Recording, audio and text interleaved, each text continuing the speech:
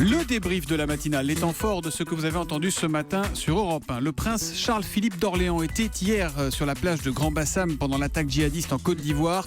Écoutez son témoignage, c'était dans le journal de 7 heures.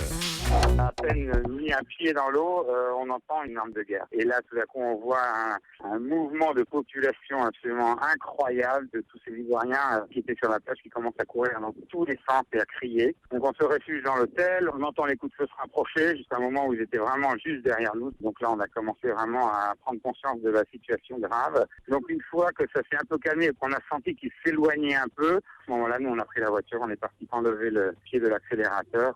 C'est là où on se dit qu'on a eu beaucoup de chance. Voilà, attaque en Côte d'Ivoire, attentat également en Turquie, 37 morts, dernier bilan après l'explosion d'une voiture piégée à Ankara, aucune revendication pour le moment.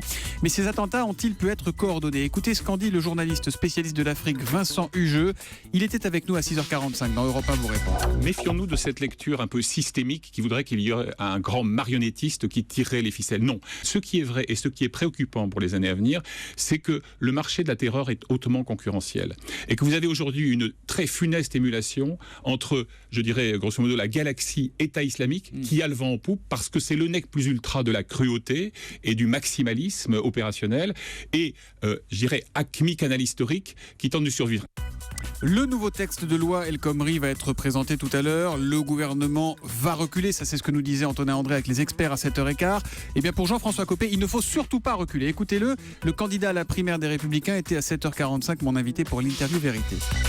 Nous sommes aujourd'hui dans une démocratie avec un président de la République qui propose un texte qui donne de la souplesse à notre économie à un moment où nous avons pratiquement 6 millions de Français qui sont inscrits à Pôle emploi. Pour inverser la courbe du chômage dans cette loi El Khomri ? C'est la raison pour laquelle je regrette que nous-mêmes, en d'autres temps, nous ne l'ayons pas fait.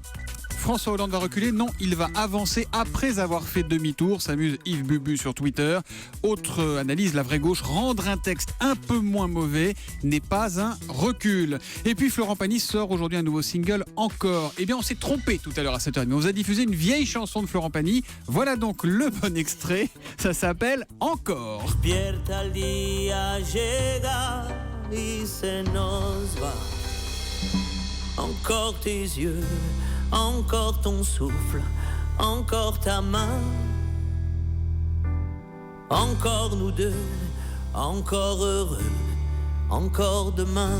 Et encore Florent Pagny avec sa vraie nouvelle chanson. On dit aussi quand on se trompe, c'est normal, c'est le principe du débrief. L'album Habana qui sortira le 29 avril. Ce single-là est disponible dès aujourd'hui.